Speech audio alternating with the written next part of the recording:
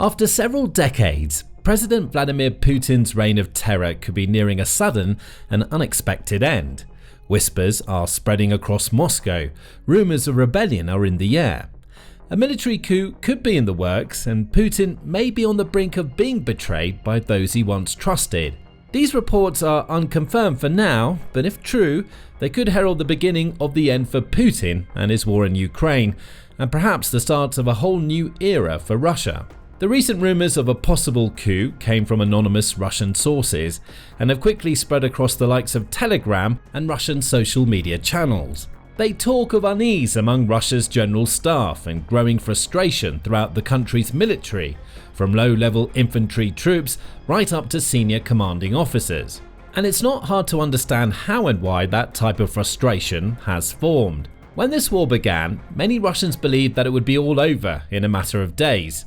Some soldiers were given parade uniforms to take with them to Kyiv, as it was expected that Ukraine would put up almost no resistance. The mighty Russian army, with all its tanks and superior firepower, would easily march on through to the country's capital, raise a Russian flag and celebrate in the streets. In reality, it's panned out very differently. It's now into the fourth year of this war, a war of grinding attrition, back and forth border clashes, minimal territorial gains, and colossal losses on both sides, but especially for the Russians. They've suffered more than 1 million casualties, with over 500,000 soldiers either killed or so severely wounded that they have no chance of returning to their front lines, and their lives will never be the same again. Countless families across Russia have been forced to grieve the loss of fathers, brothers, sons and husbands, and the worst part of all is that the Kremlin has very little to show for those losses. Today, it controls around 44,000 square miles of Ukraine in total, which includes Crimea and the areas of the Donbass that Russia already seized before the 2022 invasion began. That's about 19% of the entire country.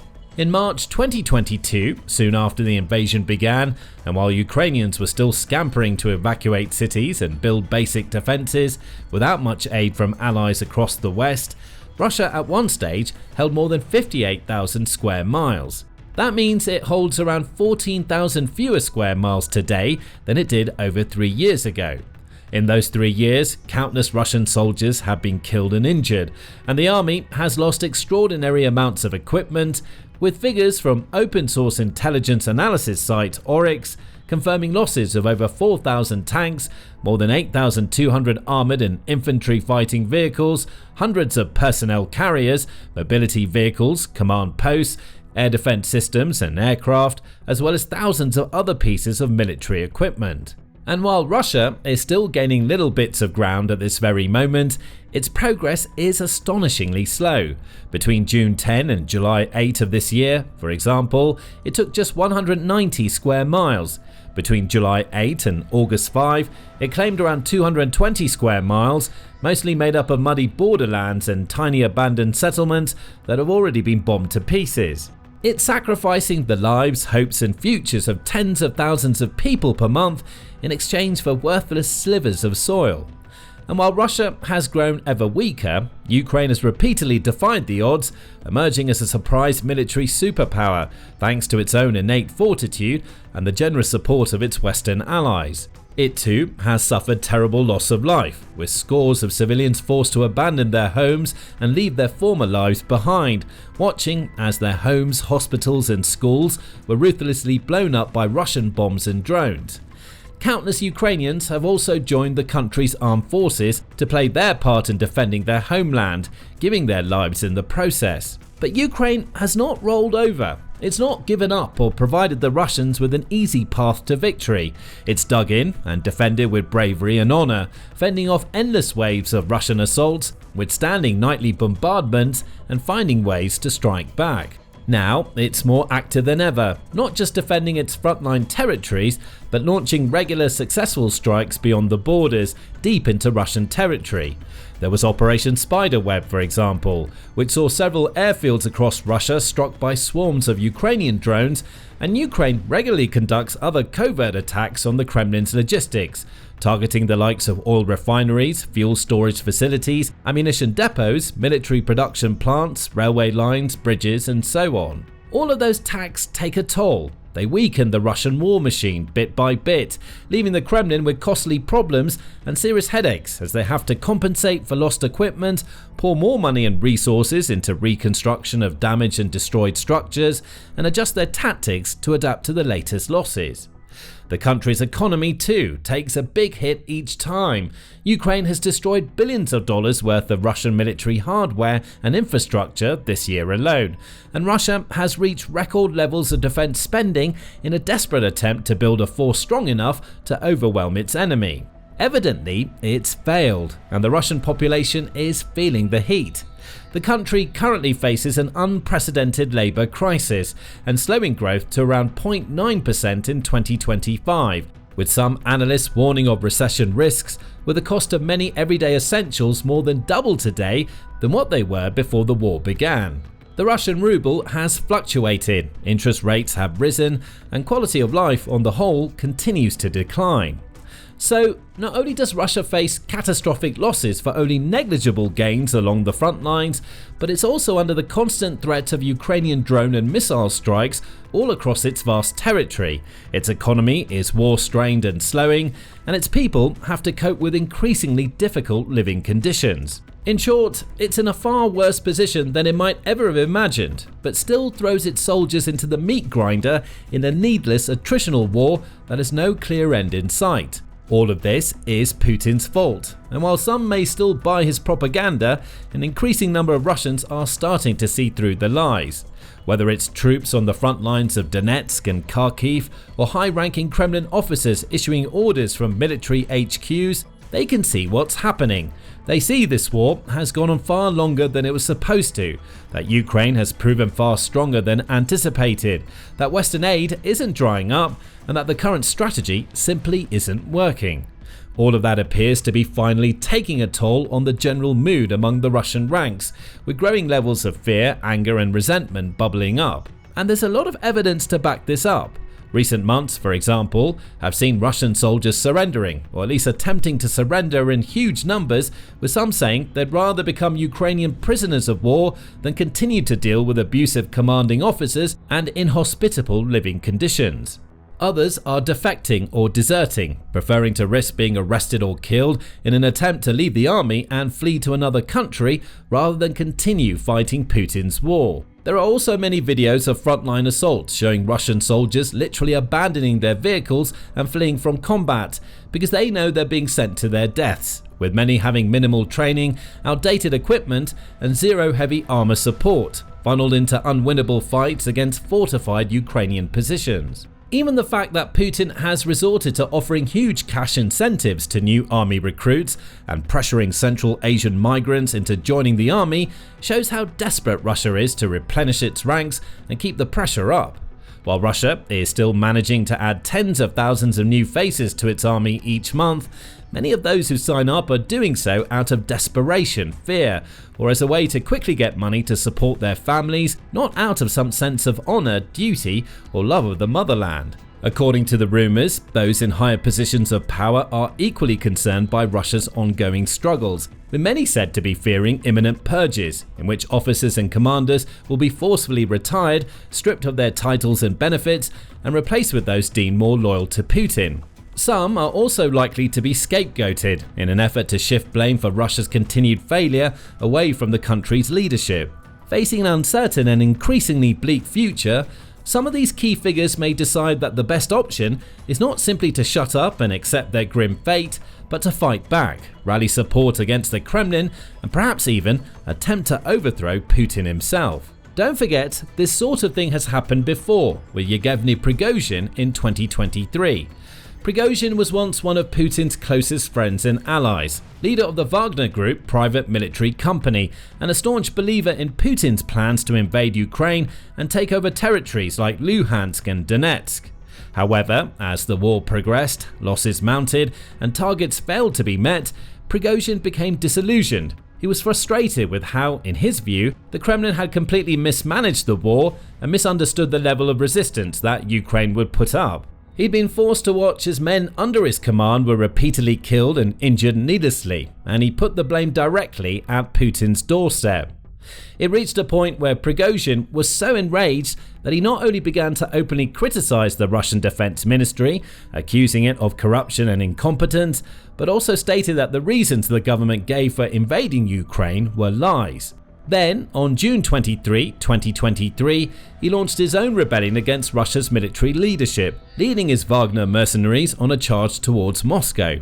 His forces captured the Russian city of Rostov-on-Don and were on their way to the Russian capital when the rebellion was eventually called off, with Prigozhin agreeing to relocate his forces to Belarus. 2 months later, he was dead, killed along with 9 other individuals in a plane crash north of Moscow in what was believed to be a deliberate act of sabotage. It's important to remember that the Russian military did not stop Prigozhin and his forces as they marched to Moscow.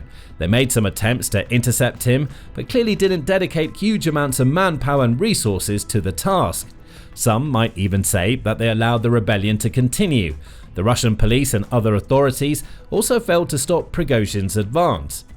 What's more, when the Wagner group arrived in Rostov-on-Don, they weren't attacked or jeered in the streets by the locals. Instead, many residents cheered, handed out food and wine, and expressed support for Prigozhin's cause. That was back in 2023, when the war was still in its infancy compared to now. And it proved that, even then, Russian military figures and the general public were angry with their country's leadership and upset with the way the conflict was continuing. Nowadays, after 2 more years of heavy losses and minimal gains, it's easy to imagine how those same sorts of feelings could be far larger and more widespread. With a Russian victory almost an impossible prospect at this point, certain members of Russia's general staff are said to be looking to the future and thinking a few steps ahead. Some of them can see that losses are going to continue mounting up, and the war is highly unlikely to end well. They know that if it eventually reaches a stalemate, ceasefire, or even a Ukrainian victory of some sort, they'll be the ones to pay the price. Because that's how Putin's Russia operates. When it humiliates itself and fails to achieve its objectives, it shifts the blame. Its Federal Security Service, FSB, carries out investigations, identifies scapegoats, and may even resort to underhanded tactics like planting evidence or making up claims that incriminate officers and other high-ranking figures who are then arrested, charged, and tried before the masses. Those that pose the highest risks may even be killed, while Putin and his closest cronies get off scot-free. This sort of thing has already been seen happening on numerous occasions over the course of the war so far. Prigozhin was the most famous example, but there have been plenty more cases of Russian officers and commanders being forcefully relieved of their duties. In the first year of the war, for instance, the likes of Lieutenant General Sergei Kissel were suspended, supposedly for his failure to capture Kharkiv, the second biggest city in Ukraine. General Alexander Dvornikov was also mysteriously replaced in 2022, despite being one of Russia's most experienced and esteemed commanders, as was Colonel General Alexander Zuralev and many more. There was also the case of Major General Ivan Popov, who was in charge of the 58th Combined Arms Army, but was relieved of command and later arrested on fraud charges. Popov claimed that the chief of the general staff had dismissed him for criticizing Russia's battlefield strategy and speaking about concerns regarding troop welfare. He went on to accuse the Russian Defense Minister Sergei Shoigu of betraying Russian soldiers.